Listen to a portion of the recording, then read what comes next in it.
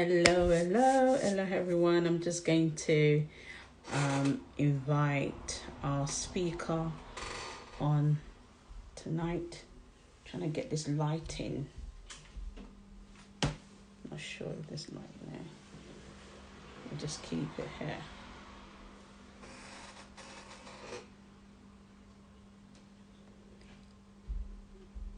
Fantastic. Let me invite her in.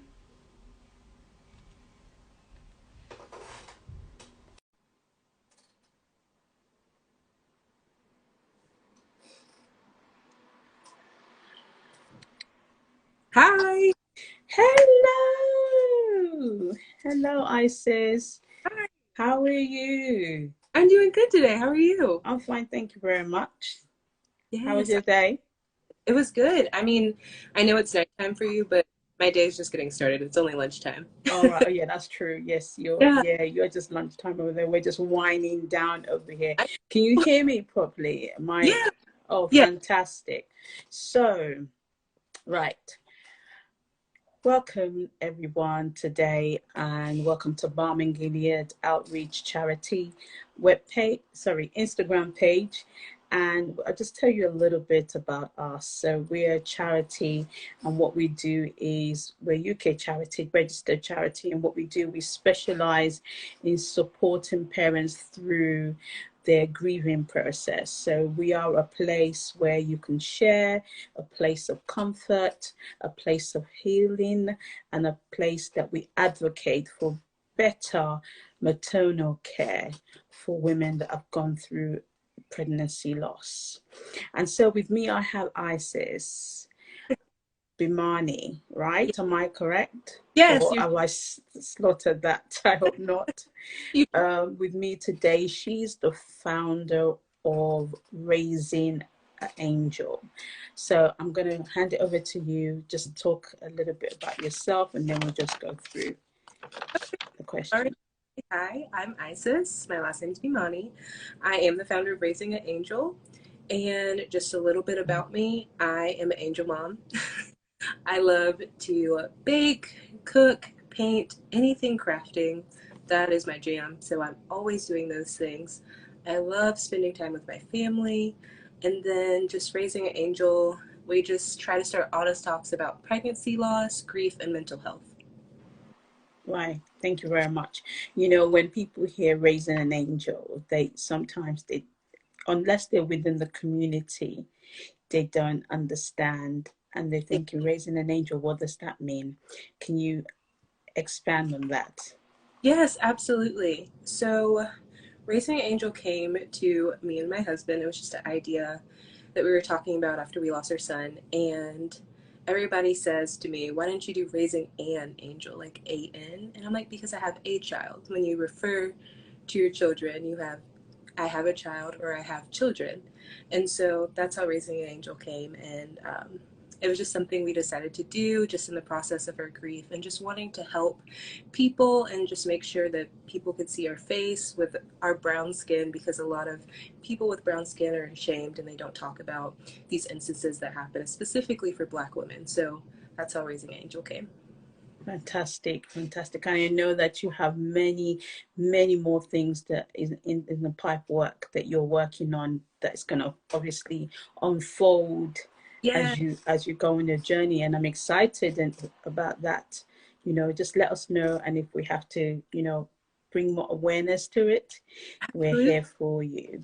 So, like we have the discussion before doing this IG live, I wanted you to talk a little bit about your experience of pregnancy loss. Yeah. Yes. So in November of last year, so 2020, my water broke early and I gave birth to my son. He was only 19 weeks and he was born stillborn. Um, Obviously, we all know that that is very difficult. But I do remember being in the hospital room and me just thinking, I can't let a single woman, a single couple go through this alone. It's it's not okay. We shouldn't feel alone and we shouldn't feel ashamed. And I definitely just want to help and reach out to everybody I can. And I definitely feel like God gave me that strength. Right. Sorry to hear that. And I can relate to it to a certain degree. I can't feel exactly how you felt because everybody goes through things differently, but I definitely empathize because it's something that I had to go through as well.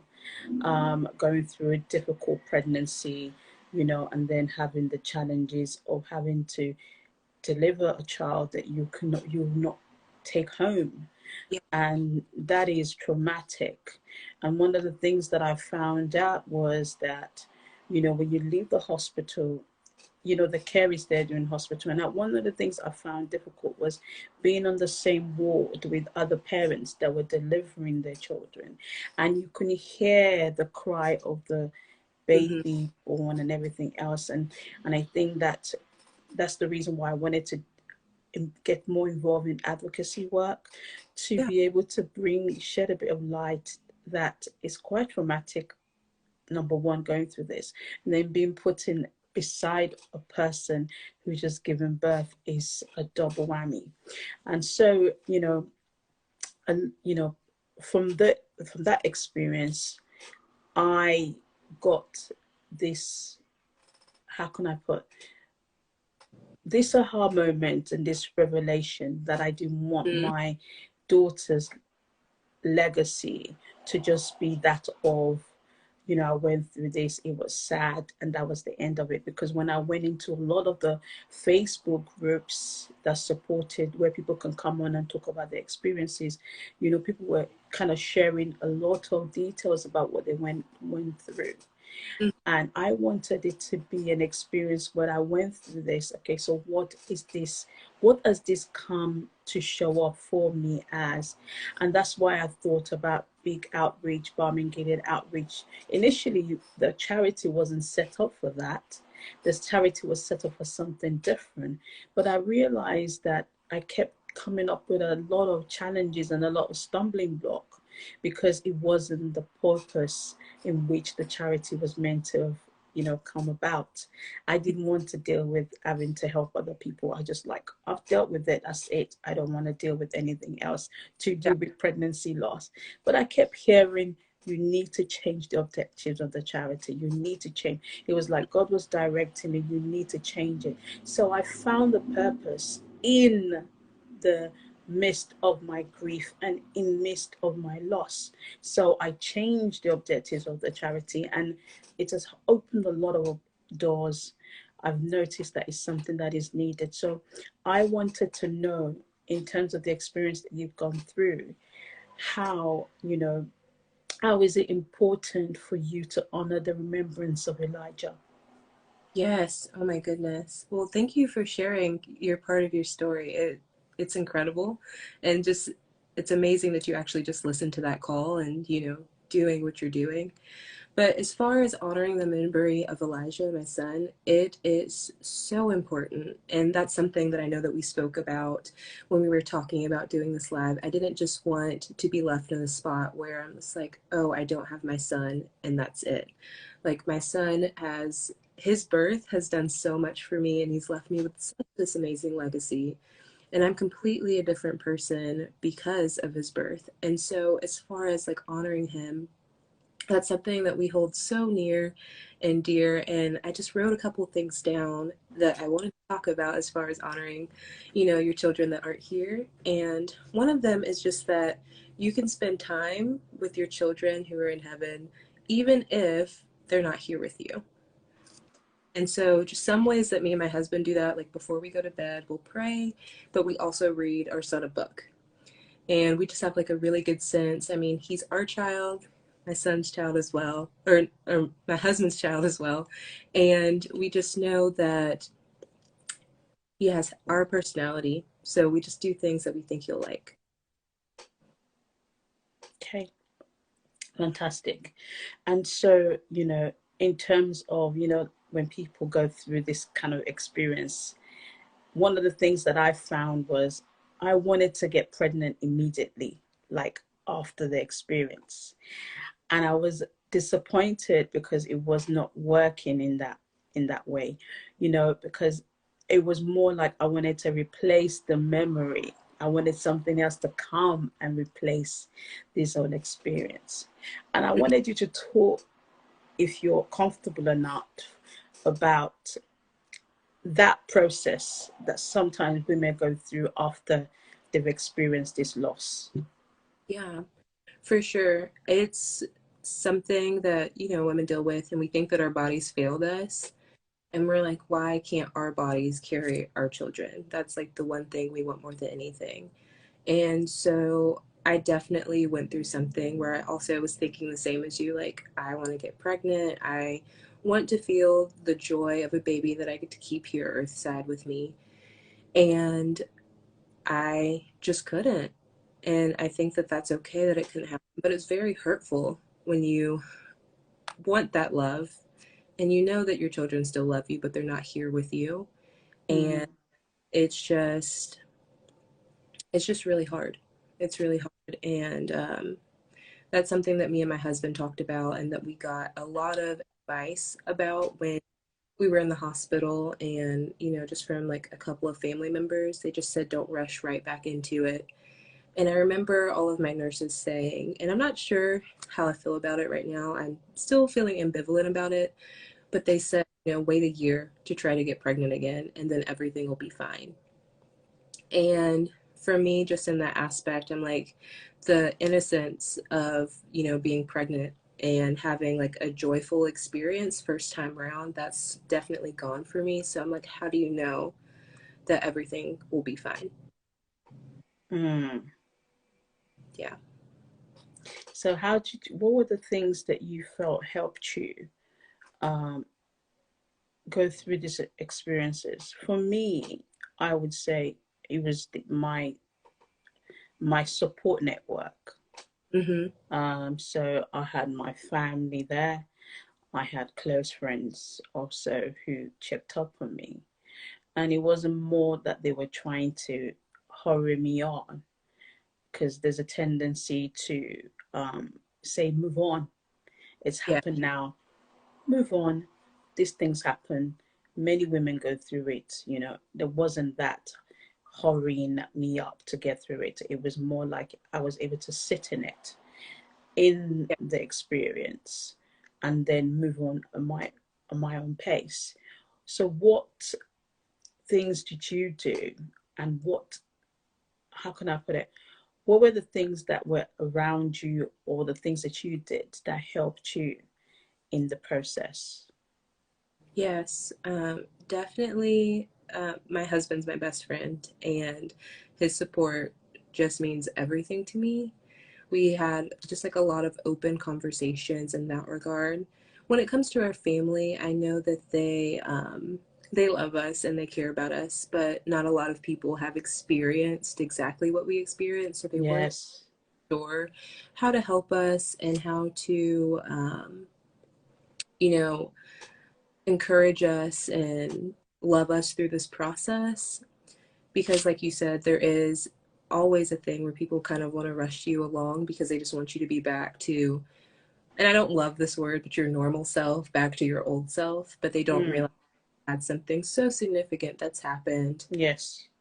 You're different, you're a completely different person. And I would definitely say between pregnancy to now, I am a totally different person. It's like I've had a different lifetime. And so, just like some of the things that we would also do to just kind of get us through this is we watched a lot of movies. We watched a lot of Star Wars. Um, we did knitting. Not knitting, but crocheting. So we crocheted a blanket. We were going to do a baby blanket for Elijah.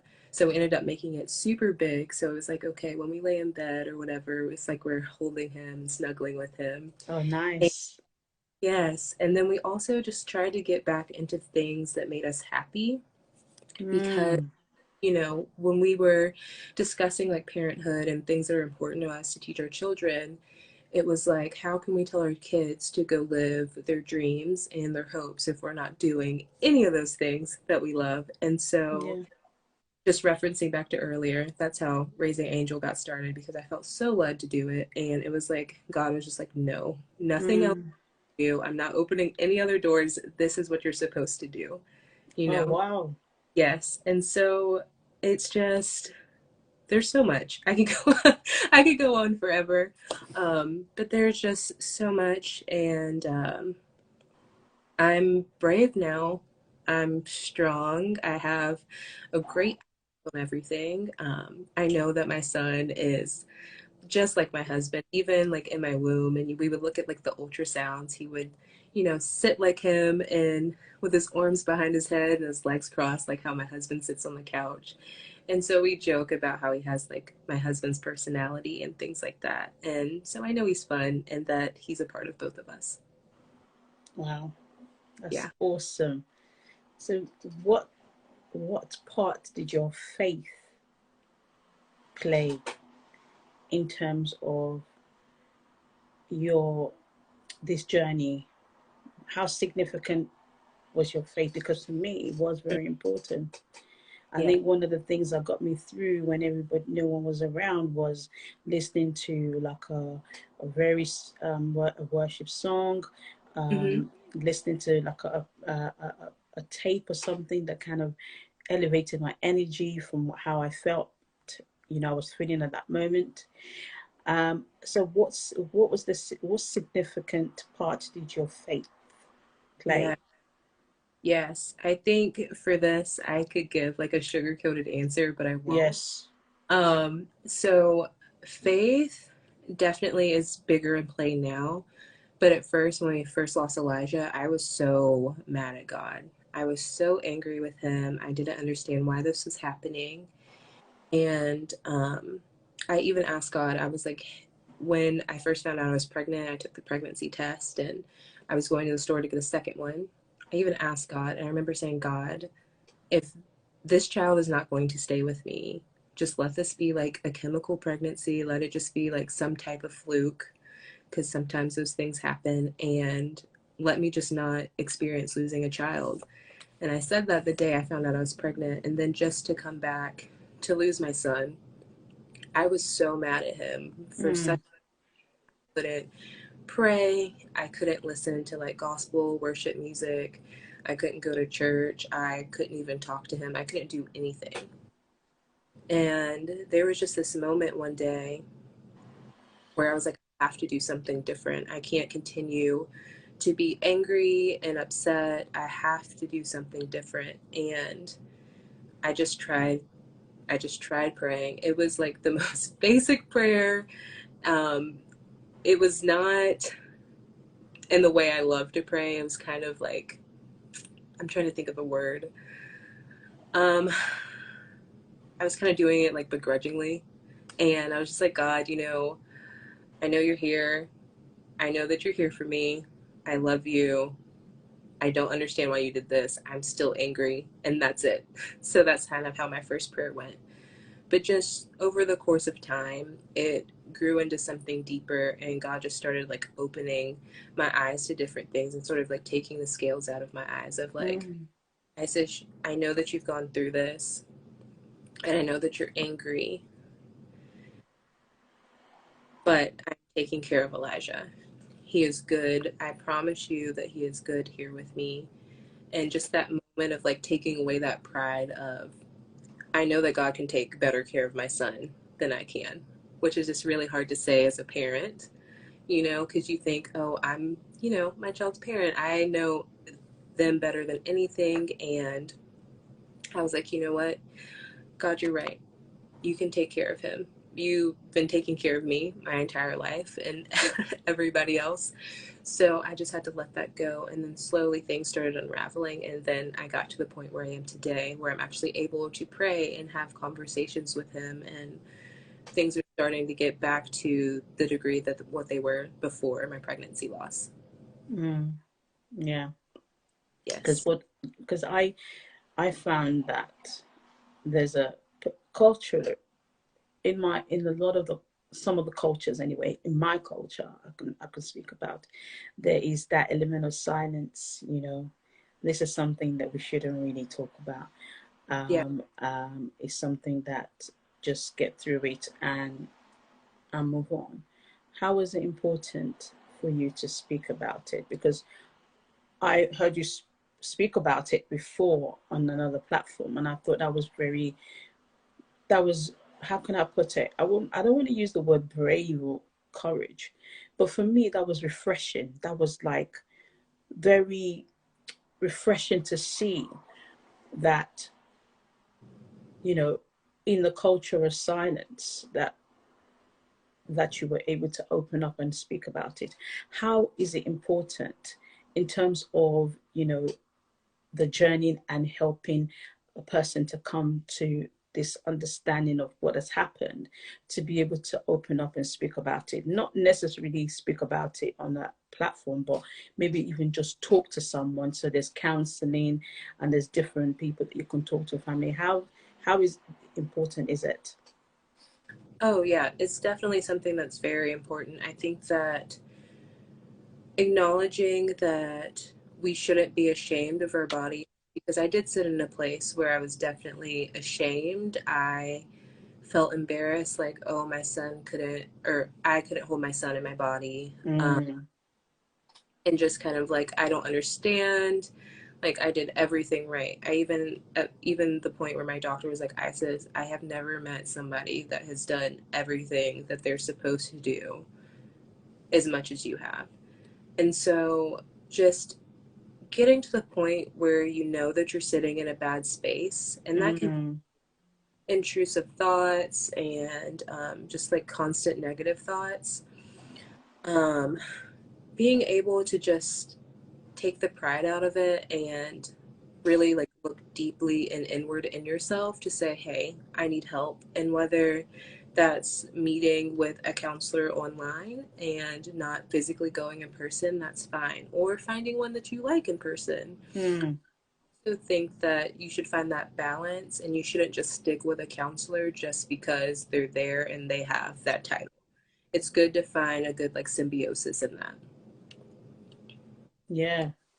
So no more silence, because I remembered that I had to organize for my daughter's funeral, and it's actually a taboo in certain culture for our parents to bury their own child. So there was Mhm. an element of, we don't think you should do this, Wow. you know. And so I guess that for me it's important for the person who's going through the experience to make their own decisions, because Absolutely. later on you might regret Yes. or feel like, what, I should have done this. So I made the decision, and I think it was a good decision that I made. It was very hard and quite Hmm. painful, but I'm glad that I did to make that decision, to be able to go through that. So if what changes would you like to see in terms of the care that is provided for women that have gone through pregnancy loss? What changes would you like to see in terms of policies? I don't know how it is over there in the in the United States, Hmm. but here we definitely have a lot of work to do, in terms of providing support, for women who, there are various charities that provide the support, but in terms of the healthcare system, to consider, you know, putting certain things in place to support women, what would you like to see? What change would you like to see? Oh, absolutely. The first thing that has one affected me really directly is not receiving any care after I left the hospital. Because it's like, though I didn't have my son with me, I still gave birth. I still delivered him, and I had no idea how to take care of my body afterwards, and nobody told me. So I would really like to see maybe like a special department that really reaches out to women who have pregnancy loss and tells them how to take care of their body. Like, for instance, I'm not sure with you, but my milk came in after I delivered. And it was like I was taking a shower one day, you know, getting clothed after my shower, about to go to bed, and then I was like, "Oh my goodness, like I have milk now and I have no idea what to do." And so it was just like a lot of Googling and just like internet research, but it would have been a lot easier if there was definitely somebody to speak to about that. And Mm, so, you know, just like generally, like delivering a child is painful, and yes. if it's your first birth, for me it was, you don't know exactly what you're supposed to feel like afterwards, and you don't have the same support as while you're there delivering. And so I was constantly in pain afterwards. I didn't know if it was normal, if it was supposed to go away. And my actual OB, she delivered her child at the time. I delivered my child, and so I couldn't get in contact with her. And so I spoke to like a couple of different nurses. There was one that was super helpful, but some of them were just like, oh, just put a heat pack on. And I'm like, but this pain seems unusual. It's like a different pain. I know I've never delivered before, but I know that this is something different for my body. Mm, So, just generally listening to women when they're advocating for themselves, especially mm. in a situation like this. Because of my delivery, I ended up getting pelvic floor dysfunction. Oh, wow. And so all of my muscles are like still in like a tight knot, and they haven't really loosened up yet. And so that made standing, walking, bending over, and everything super painful. And so just the point that I had to keep advocating for myself over and over and over again, and people were telling me things like, oh no, you're fine. Like, there's nothing wrong with you. This is normal after having a baby. Use the ice pack, use a heat pack. That's just unacceptable. You know? Yes. So, definitely a specific care team that takes care of women who've experienced pregnancy loss, and also just allotted days for women who've experienced pregnancy loss to not immediately have to return to work. There should be a specific amount of time if you have maternity leave and things like that. There should be the same thing, especially if you're experiencing child loss, even more time, if Yes. not the same amount of time that women who delivered happy, healthy babies, you should definitely get more time. Because like you said, and you were referring to having to, plan a funeral and things like that. Me and my husband went through that, and that was definitely really difficult. And I do a lot of things where I'm able to be home and work from home, but at the time he wasn't working from home yet, and so he was having a lot of difficulties with his boss at the time not understanding and just saying like, oh yeah, I get this is sad, but I need you back here. And so just generally having sympathy and compassion for people who've experienced loss. Because, Mm, when you lose like a family member, or something that people understand and they give you that time. But it's like losing a child, it's different because it's like all your hopes and your dreams and the future you thought you were going to have, it's gone now. And so just more time, more love, and more care. I totally support everything that you said. That is just my own sentiment Yeah. exactly. It has to be done. It needs to be done. Um, and we're going to find a way to contribute and make sure that we bring it to an awareness so that they can make the necessary changes. So, Mm-hmm. finally, I wanted to ask you, we talked about legacy. We talked about, how you remember and you're remembering your son. Is there any specific legacy that you want to leave as a way to remember him? Yeah. Anything that you think I'm going to definitely do this for? Um, After experiencing pregnancy loss, oh, there's so much I want to say on this. I'm trying to figure out where to start. Look, the thing is that just say that you're not restricted. Look, let's just put the formality to one side. See Yeah. what you want to say. Don't hold back. Oh my goodness, there's so much. Like, yes, losing my son is sad, but sad's not the only thing that I am. There's so much more to that. Like, we are braver than we are. We advocate for ourselves more than we did before. We are smart. We take the time to research things and we get second opinions if we need to. And I know that sometimes second opinions can sometimes feel contrary and people feel like, oh, this is taboo, I shouldn't do that. But get a second opinion if you feel like you need one. And as far as like my son's legacy, just like I know that God's going to help us feel connected to him because he says he's a good gift giver. And so he gave us our son. He helped us create an angel. And so I know that he's going to help us feel connected to him. And another thing I just really wanted to say, like Elijah is not just a name that I buried. He is my son. I love him. I know I will feel connected to him. I just have to keep believing in that. And I know that he knows exactly who I am. It's impossible that he wouldn't know. Um, Man, there's still so much. Just the idea that I gave birth, like I delivered a baby. I am strong. I did that. And sometimes that gets taken away and people think about pregnancy loss. They're like, oh, I've heard people say you're not a real mom or anything. And that's hurtful in and of itself. But it's like Yes. whether you delivered a child or if you had a miscarriage or anything else, you're still a mom. You still Mm. baby. You still felt their presence. You still love them. And so you were still a parent, whether that be a mom or a dad. Like you were Yes. still a parent and you are allowed to claim that title because that's what you are. And Yes. just spending time in the way that makes you happy. And I saw this quote a while back that said, when you start doing things that are good for you, you're going to make a lot of people mad. Mm.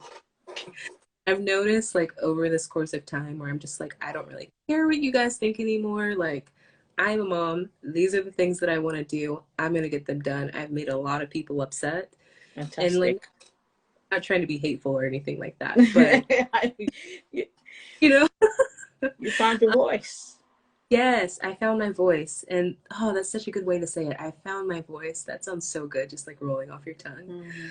Um, and then the last thing I guess the last thing we'll see that I learned, and it was from Allie Andy, and I know she's on our platform and everything as well. I Mm. was talking to her a while back, and she said, I was talking to her about how I hated how people weren't saying my son's name, or they were avoiding the fact that I have a son, that I gave birth, and that I'm a mom.